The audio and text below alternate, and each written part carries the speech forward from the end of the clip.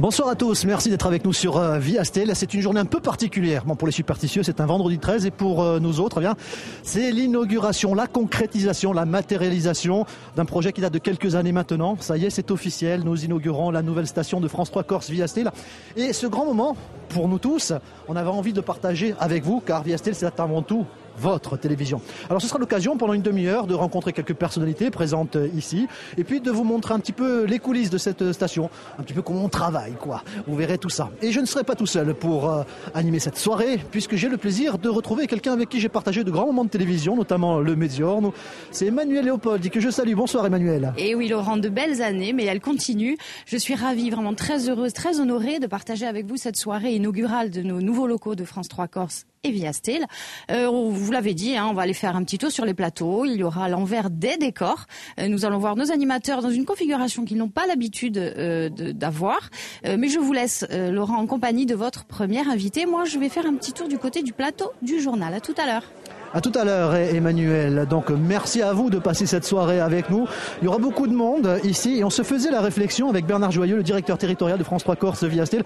C'est un jour très important pour nous, c'est un jour très important pour les téléspectateurs. C'est aussi important qu'il y ait beaucoup du monde. Ça prouve qu'il y a un vrai attachement, une vraie affection pour cette chaîne. C'est la caractéristique de cette chaîne, l'attachement des téléspectateurs. On le voit bien ce soir. Je sais pas, de 300, 400 personnes qui sont déjà arrivées. Mais c'est très important pour nous parce que la télévision que l'on fait, on l'a fait pour notre public. On ne la fait pas pour nous. Et si le public ne vient pas et il est là ce soir, ça veut dire que quelque part ça marche. Et ça marche plutôt très bien. Alors nous autres, je commence à faire partie des anciens maintenant. On en a rêvé longtemps de cette chaîne de plein exercice. On l'a vu se construire petit à petit. Et aujourd'hui, comme un symbole, on inaugure je n'ai pas envie de dire cet outil de travail, ce bâtiment qui sera aussi notre maison. C'est votre maison. Je dirais c'est la maison aussi de l'ensemble des téléspectateurs corses. C'est vrai que vous avez beaucoup attendu. Quelqu'un me disait ce matin, ça fait 25 ans que j'attends pour travailler dans de vraies et de bonnes conditions. Eh bien ça y est, il est vrai que nous sommes équipés maintenant de locaux qui permettent aux gens collaborateurs de pouvoir travailler dans d'excellentes conditions. Et puis au niveau technique, là aussi, il y a eu des progrès remarquables qui ont été faits. Il y en a d'autres qui vont venir parce que tout n'est pas encore terminé. Donc nous avons en main notre avenir, nous avons en main un outil de travail qui est fabuleux. Maintenant, à nous de prouver que nous sommes capables encore d'évoluer. Alors on a déballé les cartons pour pouvoir faire cette inauguration, on a déménagé. Alors ce déménagement, il s'est fait comment et quelles en sont les conséquences? Plutôt positives. Vous allez voir un petit peu côté secret de fabrication, comment ça s'est passé avec ce sujet de Colomba Casanova. Regardez. Il y a presque 4 mois, le 27 octobre 2014, France 3 Corse Viastel vivait ses dernières heures dans les locaux avenue Noël Franchini. Bonsoir, ça y est, nous y sommes. Vous venez d'entendre le premier générique. 33 ans d'archives, de films, 33 ans de documentaires et de magazines, 33 ans de journaux télévisés ont été amassés dans des cartons pour être transférés vers les nouveaux locaux. J'ai été ravie de vous présenter cette dernière édition. Je vous souhaite... Et après un dernier Corsicasera, les couloirs se sont vidés pour toujours. Les régies techniques ont été abandonnées et les plateaux complètement débarrassés. Une page s'est définitivement tournée. Et tout ce beau petit monde, plus de 200 salariés, qui ont passé 2 ans à attendre patiemment le grand déménagement, s'en est allé vers de nouvelles contrées, à quelques encablures de l'avenue Noël Franchini, vers un nouveau bâtiment rue Tourangeau. Un bâtiment flambant neuf qui a coûté pas moins de 11 millions d'euros pour l'une des 10 plus grosses entreprises de la Corse. Un bâtiment aux caractéristiques écologiques, 3300 mètres carrés d'espace de travail répartis sur 6 niveaux qui ferait presque oublier les 1700 mètres carrés utilisés jusqu'alors dans les anciens locaux. Et le 12 novembre 2015, une nouvelle étape de son histoire et de son développement a démarré. Après plusieurs jours de filage, de réglage et de répétition, place à la grand-messe du premier journal télévisé et au premier programme. Ce qui a changé concrètement par rapport aux anciens locaux, c'est évidemment l'espace. À commencer par les régies techniques plus grandes et plus perfectionnées. Le fond vert de la météo doté d'un plus beau vert, les couloirs tellement grands qu'on les utilise pour tourner des émissions et les plateaux beaucoup plus spacieux. 100 mètres carrés rien que pour le journal télévisé et 250 mètres carrés réservés au programme, soit plus du double de l'ancien plateau. Une augmentation de surface qui permet une nette amélioration des conditions de travail et semblerait-il une meilleure ambiance.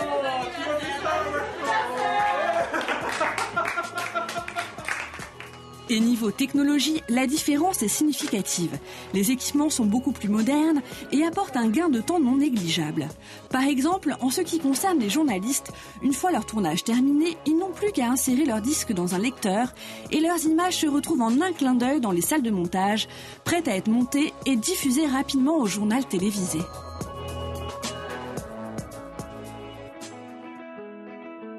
Aujourd'hui, les équipes peuvent enfin envisager l'avenir sereinement et jouir d'un espace que beaucoup de chaînes régionales doivent nous envier. C'est un peu comme une nouvelle naissance pour France 3 Corse via Stella, enfin dotée d'un outil à sa mesure. Alors, espérons que dans ce nouvel Eldorado, continueront de se produire des tas de magazines, documentaires et journaux télévisés qui accompagneront pour longtemps encore votre quotidien. J'espère bien que ça va améliorer votre quotidien aussi. Alors là, on est un petit peu dans le moteur de Via Stella. Je suis avec François Stefanage et Frédéric Solera. François Stefanage, je vais être directeur adjoint. Vas-y, ouais, chef de centre. On va le faire comme ça. Chef de centre adjoint. Juste un petit mot pour me dire où on est exactement ici. Ici, on est dans la salle trafic. En fait, c'est un peu le centre d'aiguillage de la télé. C'est de là que partent et arrivent tous les signaux où on gère les images et les sons en entrée et en sortie. Alors ce que vous voyez en ce moment, ça part de là. Bon, particularité de François Stefanage, c'est que depuis le début, il a suivi l'évolution de ce bâtiment, de sa conception à sa réalisation. Bon, quelles ont été les plus grosses difficultés ? Alors la plus grosse difficulté, c'est de ne pas se tromper. Donc j'essaie de mettre mes 30 ans d'expérience, hélas, dans l'audiovisuel, au service de ce bâtiment, de façon à ce qu'on ait un outil adapté à nos activités aussi pérennes qui soient ouvertes pour l'avenir. Bon, et aujourd'hui, on est sur les bons rails et c'est bien parti pour durer normalement, si ça a bien été conçu. Ah, on va pas en faire un tous les 10 ans, hein, je crois, comme ça. Ça, c'est clair, on y est pour longtemps. Alors, je vais vous montrer quelque chose. Vous voyez ça, c'est une cassette. Et ça, les cassettes, Frédéric Solera, on n'en a plus depuis qu'on est ici. Non, on les a abandonnés, c'est-à-dire qu'on a fait numériser tout le potentiel qu'on avait, nos archives, etc. Donc aujourd'hui, on ne stocke plus de cassettes, on stocke des fichiers informatiques. Donc on a un système qui est entièrement numérisé et entièrement centralisé, ce qui nous permet de pouvoir travailler d'une salle de montage à l'autre, par exemple, sur les mêmes images. Voilà, alors ça, ce sont les personnes de l'ombre, si vous voulez. Si nous on passe à la télé, c'est aussi parce qu'il y a tout un personnel. Puis j'aperçois quelques anciens ici, notamment Pierre Voropaille, puis il aura vu l'évolution de cette chaîne du Corsica-Zir jusqu'à Via Stella. Alors François, on le disait, c'est une évolution structurelle de par le bâtiment, mais c'est une évolution aussi technique. Oui, absolument. Il faut que la télé soit avec son temps. Hein. Donc nous avons les matériels, je dirais pas les meilleurs, mais ce qui se fait, c'est l'état de l'art, quoi, dans la télé. Et en même temps, c'est prêt pour les futures manières de faire la télé. Donc, on pourra après aller sur d'autres vecteurs que la télé, décliner les émissions et voilà. Donc, c'est vraiment ouvert sur l'avenir. Pour une fois, on a pris de l'avance, quoi, si je résume. Je dirais qu'on est normal. Bon, on est bien. Fred, je vais te tutoyer parce qu'on se tutoie dans la vie de tous les jours au quotidien. Tu vas me rendre un petit service parce que j'ai montré cette cassette. Et c'est vrai que beaucoup de gens disent, est-ce qu'on peut avoir la cassette d'une émission ? C'est terminé ça.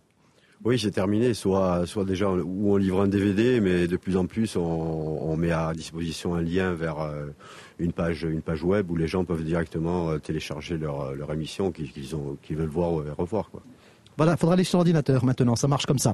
Bon, et vous l'avez vu, ici, les images, elles partent d'ici pour arriver chez vous. Donc tout ce matériel, il est au service des émissions, il est au service de l'antenne, il est aussi au service de la rédaction, Emmanuel. Oui, en effet, Laurent, il est au service de la rédaction. C'est pour ça que je vais me diriger tranquillement, viens Dédé, on y va, vers le plateau du journal télévisé que nos téléspectateurs connaissent bien maintenant et qui, je retrouve, est bien Sylvie Acquavive. Bonsoir Sylvie. Bonsoir Emmanuel.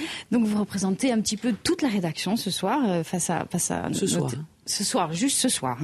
Alors, un petit décryptage. Le BRI, Bureau Régional d'Information, 2 implantations principales, deux implantations en Corse, Bastia et Ajaccio. Combien d'éditions quotidiennes ? Alors le BRI aujourd'hui, ce sont 5 éditions par jour, des éditions qui sont à la fois en langue corse et en langue française. Ça représente à peu près une dizaine d'équipes qui tournent tous les jours sur le terrain. Alors des équipes qui réalisent des reportages pour les JT, et puis également qui tournent des formats plus longs. Alors ça peut être des dossiers destinés aux éditions d'information, des dossiers de 5 minutes. Ça peut être également des magazines. Parce qu'il y a un gros pôle magazine. Il y a un pôle magazine, oui, absolument. JT. On a quand même un certain nombre d'éditions. On a un magazine de 52 minutes tous les mercredis. Alors je vais essayer de pas les oublier, de citer tout le monde. On a bien évidemment donc Confronte, on a également Les Médicales présentées par Angelina Risterouch, on a aussi un grand format de Via Culture, on a Inquiest qui permet d'exposer des documentaires de 13 minutes suivis d'un débat, et puis évidemment on a Foot et Basse, les magazines sport, voilà.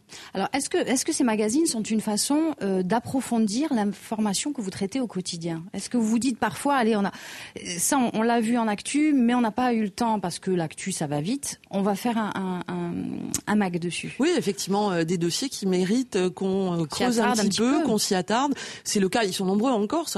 Ça peut être le cas des transports maritimes, ça peut être le cas de la langue corse, ça peut être le cas de l'évolution institutionnelle ou parfois de la justice, notamment de la justice antiterroriste. Donc il y a effectivement, ce sont des formats plus longs qui permettent d'aller un petit peu au fond et qui sont peut-être moins frustrants et pour les journalistes et pour les téléspectateurs que des formats qui sont des formats JT très courts. Très courts. Un travail, il faut le souligner, appuyé par une documentation, par un service de doc, nous on les appelle la doc, un service de documentation très très présent. Oui, on va leur rendre hommage ce soir parce que ça n'est pas pour rien si dans ces nouveaux locaux qu'on inaugure ce soir, physiquement le service documentation s'est rapproché de la rédaction, il est au cœur de la rédaction parce que ce service il est très très important, il nous épaule au quotidien et qui plus est c'est la mémoire de cette maison, c'est aussi l'histoire de cette île. Alors de nouveaux locaux très spacieux, on l'a vu, on vient de parler à l'instant des nouvelles technologies qui probablement, ou je l'espère en tout cas, améliorent vos conditions de travail. Chaque année, de nouveaux challenges. Pour vous, 2015 a quand même démarré sur les chapeaux de roue. Pour n'en citer que quelques-uns, il y a eu les municipales d'Ajaccio, les municipales d'Île-Rousse, des visites ministérielles, mais ce n'est pas que ça.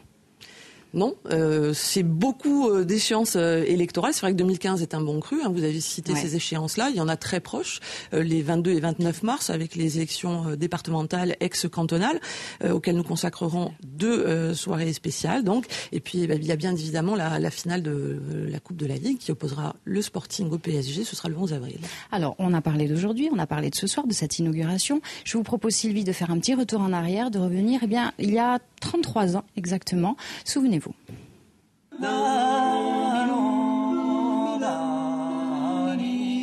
France 3 Corse Viastel, on peut le dire, c'est de l'histoire ancienne. Retour sur 33 ans de télévision. À son début, en 1974, Ajaccio et Bastia constituent seulement un petit bureau de l'ensemble Provence-Alpes-Côte d'Azur et les sujets sur la Corse sont insérés dans le journal de Marseille. Dans les années 80, après une tentative ratée d'emménagement au Sanguinaire, France 3 Corse accède enfin à de vrais locaux du côté des Jardins de l'Empereur à Ajaccio.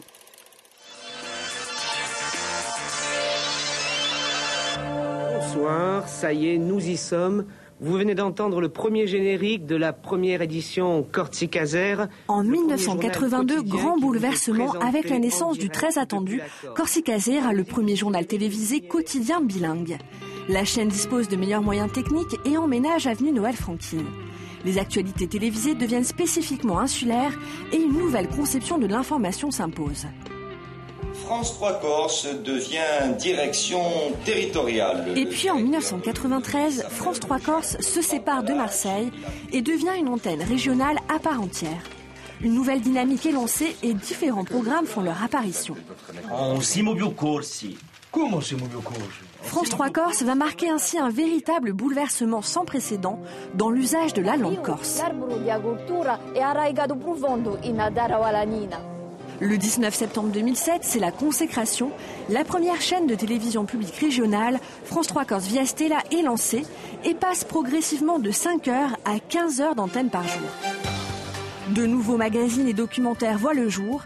Cinéma, musique, sport, actualité, économie, société, politique, vie pratique, culture, santé ou nature, tout y est traité avec comme objectif promouvoir la Corse mais aussi la Méditerranée. Le 12 janvier 2012, Viastella a fait son entrée sur la TNT et est désormais présente dans tous les foyers de l'île. Elle devient un acteur essentiel dans le développement du tissu audiovisuel local. Et pour finir, le 12 novembre 2014, 3 ans après la première pierre posée par Frédéric Mitterrand, Viastella emménage dans le nouveau bâtiment flambant neuf rue Tourangeau.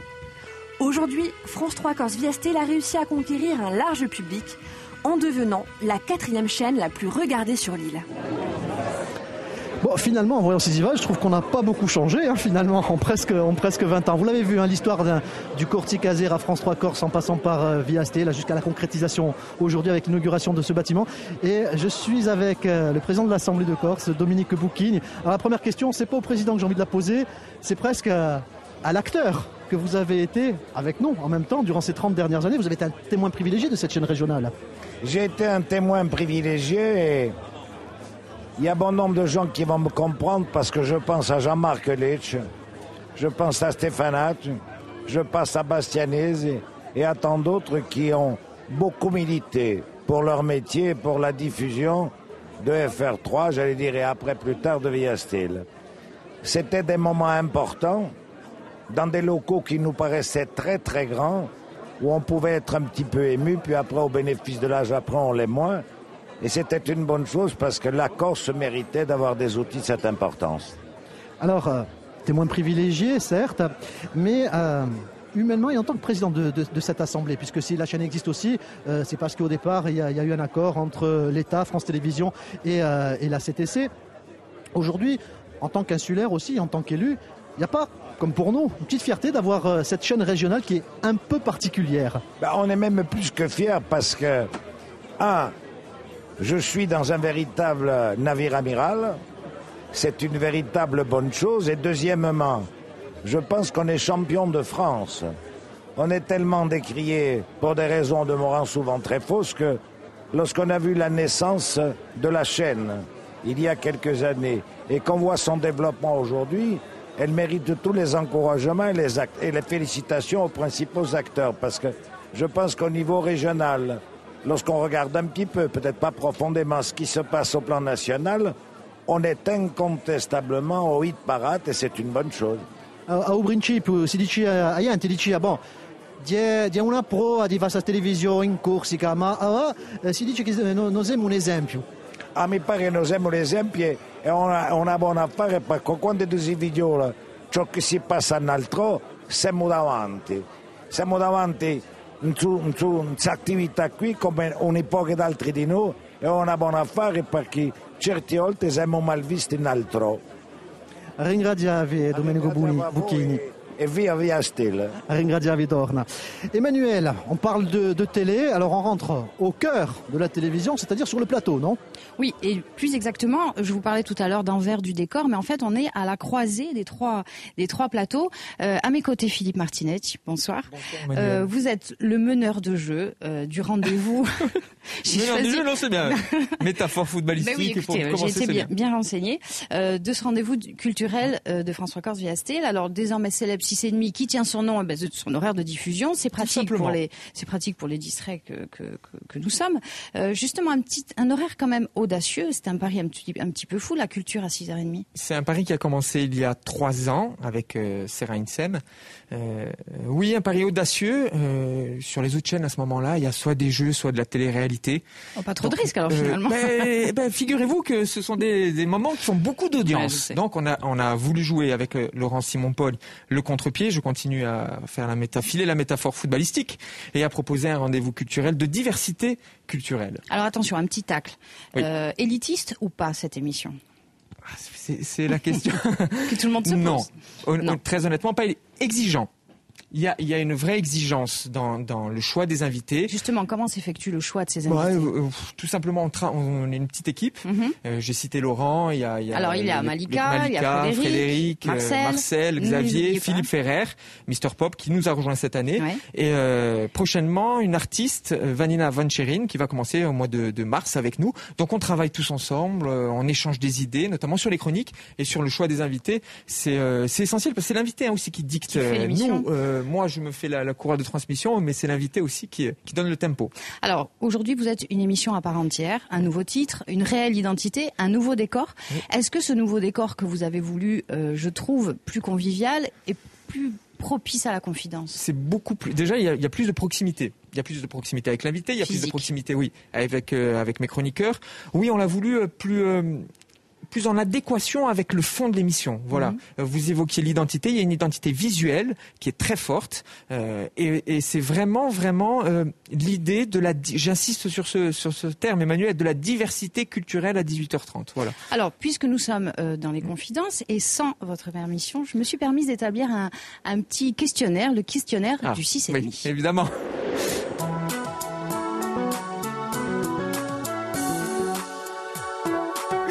Alors, quel est le secret d'une bonne émission, selon vous?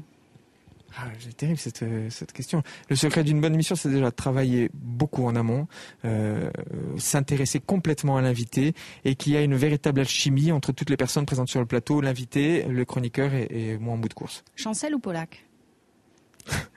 Bien joué, Chancel. Beatles ou Rolling Stones? J'accélère, on a Beatles. Le film à ne pas voir en ce moment? Facile, 50 nuances degrés. Et le film culte, le vôtre en tout cas? Il était une fois en Amérique. Le livre qui vous a longtemps hanté après l'avoir lu? C'est une question que vous posez souvent à vos invités. Oui, c'est une question que je pose souvent à mon invité et que j'ai shippé justement à Jacques Chancel. Donc voilà, c'est Gatsby le Magnifique, incontestablement. Votre premier souvenir musical? C'est je sais pas. Barry White. Barry White. Oula. Mon père adorait Barry White. La dernière, l'invité que vous rêveriez d'accueillir sur le 6,5, mort ou vivant? Alors, je vais faire un grand écart. C'est un philosophe, Michel Serres, que je souhaiterais vraiment avoir à 18h30 sur France 3 Corse via Astel, n'est-ce pas? Prochain pari pour le 6,5. Et mort, je vais faire plaisir à Luc Mandolone. Je vais dire Frank Sinatra.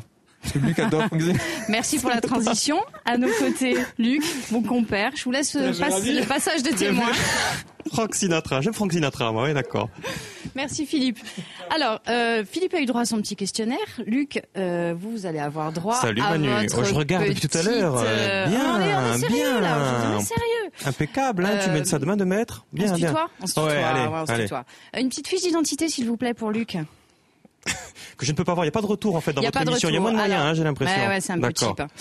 Donc Luc, depuis 4 ans, vous êtes le présentateur, le gendre idéal, serais-je tentée de dire, de l'émission INSEM. On vous connaît footeux, mais je me suis laissé dire que tu rêverais d'assister à un match de basket de la NBA aux États-Unis. C'est mon cadeau là? Vrai ou faux? C'est mon cadeau? Ah non, mais attends, on n'est pas dans un jeu de télé-réalité.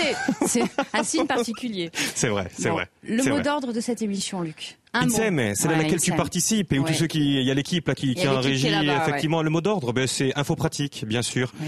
Logiquement, on commence avec la cuisine, avec Marina, bien sûr, et après il y a les girandoulos qui sont dans les régions. Alors justement, la nouveauté, c'est les girandoulos qui se rendent au plus près des téléspectateurs. Exactement, chaque semaine, il y a toi qui pars, ou Célia, ou Faustine, ou Francine, ou Yann, qui part dans des micro-régions, qui nous ramènent des images. En fonction de ces images, on fait une émission d'info pratique. Et puis après, en dernière partie de course, il y a Christina qui fait l'agenda. Donc logiquement, c'est pas très élitiste.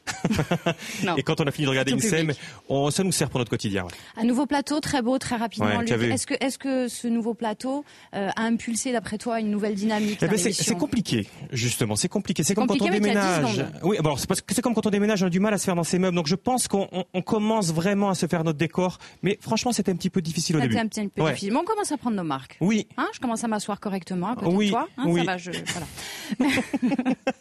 Voilà. Écoutez, attends, non, parce que là, je suis un peu gêné parce que c'est moi qui suis en avant et vraiment, s'il y a vraiment des gens à mettre en avant, c'est toute l'équipe. Ils nous regardent. Je le répète encore une fois. Moi, je suis vraiment que la partie émergée de l'iceberg. Je suis là pour sourire et être sympa. Tous ceux qui bossent, ils sont là. Donc, un gros merci à eux. Voilà. Ah ben voilà, le message est passé. Laurent, vous êtes où là, tout à fait? Parce qu'il y a des chroniqueurs qui errent dans le coin. Je crois que c'est les chroniqueurs d'Ou Café, mais les pauvres, on les a pas prévenus qu'il n'y avait pas d'émission ce soir. C'est quoi cette histoire? Pas de café ce soir. J'ai perdu. On les retrouvera lundi. Par contre, ici, on est dans le petit salon là où on fait patienter les invités juste avant l'émission. Et puis, comme on touche pratiquement au terme de ce direct spécial pour l'inauguration de France 3 Corse Vie Astél, on a parlé un peu de tous les domaines. J'avais envie qu'on parle aussi de culture ce soir. C'est pour ça qu'avec nous, Philippe Costamagne, levez-vous. Merci d'être avec nous. Alors, c'est le directeur. Il faut pas que je me trompe, parce que quand je fais comme tout le monde, je dis le musée Fesch, non. C'est le Palais Fesch, musée des Beaux-Arts. Et vous en êtes le directeur, c'est bien ça? Absolument. Ça là, j'ai bien travaillé. Dites-moi Philippe, je vais demander de venir pour représenter un petit peu au sens large la culture sur Vie Astél, parce que le Palais Fesch et Vie Astél, tout un symbole, il y a un vrai partenariat entre les deux. Un magnifique partenariat, même exceptionnel, rare en France, qui s'appelle Galerie, et qui présente donc des films sur chaque tableau qu'ils ont rediffusé sur la chaîne et extrêmement, on le sait maintenant, apprécié des gens dans les villages. L'idée était évidemment au départ de amener le musée à l'extérieur, d'un côté parce que les gens ont peur du musée, souvent des musées en règle générale, et qu'en Corse c'est vraiment leur patrimoine et où il y a beaucoup de gens qui ne peuvent pas se rendre à Ajaccio, dans les villages les plus reculés, et qui vivent leur musée. Alors en tout cas, si j'imagine, allez, on est dans une autre dimension, il n'y a pas Vie Astél, ça n'existe pas en Corse, ça serait dommage pour le Palais Fesch, mais ça serait dommage pour la culture corse en général, parce que du coup, moins de place sur les autres chaînes nationales. Oui, effectivement, mais Vie Astél est indispensable à la vie culturelle de la Corse. Parce que je vois, ils sont... la télévision... je suis partisan, mais je vous donne raison en même temps. La télévision reporte toutes les activités, parce que ce sont des activités qui sont destinées à l'ouverture, à la culture, à l'éducation. Et Vie Astél a toujours répondu, ce qui est formidable. Donc tout le monde est au courant. C'est comme ça que le musée est devenu le musée des Corses. Et c'est en partie grâce à Vie Astél, mais c'est aussi grâce aux très belles collections qu'il y a au Palais Fesch. Merci Philippe Costamagne, parce que là on a parlé du Palais Fesch, mais on pourrait parler aussi sur Vie Astél de théâtre, de cinéma, même de musique. Tiens d'ailleurs, pour terminer, je vais vous retrouver là dans le cœur de la station, c'est-à-dire en régie, Emmanuel. Oui, je suis en compagnie de Christophe Mondelogne. Bonsoir Christophe. Bonsoir. Alors juste après nous, que va-t-il se passer sur cette antenne ? Eh bien, je vais remercier, je représente les chanteurs corses ce soir, alors je vais remercier au nom de tous les chanteurs corses France 3 Vie Astél de nous accompagner dans tous nos projets. Donc, on a une nouvelle émission pour représenter la langue en Corse et puis ailleurs. Et puis ce soir, j'ai représenté la Corse et Ajaccio avec Tino Rossi, en rendant hommage à Tino Rossi. Et je remercie France 3 Vie Astél et toutes les équipes d'être montées jusqu'à Paris pour amener un petit peu de maquis et d'accent corse au théâtre Maturel. Justement, Christophe, c'est un peu ce que je viens de dire avec Philippe Costamagne. L'intérêt de cette chaîne, aussi bien pour les téléspectateurs que pour les artistes qui vont représenter un petit peu ce soir, au sens large du terme. S'il n'y avait pas cette chaîne, on serait privé de ce genre de spectacle, de ce genre de captation. Tout à fait, vous êtes nos relais, de toute manière. Donc pas de chaîne télé, pas de relais, et puis pas de promo, et puis pas de vente, et pas de tournée. Donc pour nous, vous êtes indispensables. Et je ne remercierai jamais assez au nom de tous les chanteurs corses, toi-même pour ton live et France 3 Corse en général pour tout ce que vous faites pour nous accompagner tout au long de nos carrières, si petites et si grandes soient-elles. En tout cas, on a pas mal de chance, Emmanuel. On a beaucoup de chance. Un micro qui marche plus, merde. Ça s'appelle les joies du direct. Moi, j'adore me retrouver en direct, comme ça faisait longtemps. Merci, voilà, il n'y a qu'à demander. Voilà. Bon, ceci dit, allez, petite question, mais là, aux téléspectateurs, Christophe Mondelogne, sur Vie Astél, là, tu regardes quoi ? Moi, je regarde au live. Hein Non, oublie que je suis là, allez. Je regarde au live parce que j'adore la musique. Bon, on se retrouvera alors fin février. On va se dire au revoir pour cette inauguration qu'on a très très bien vécue. Oui, un peu de stress.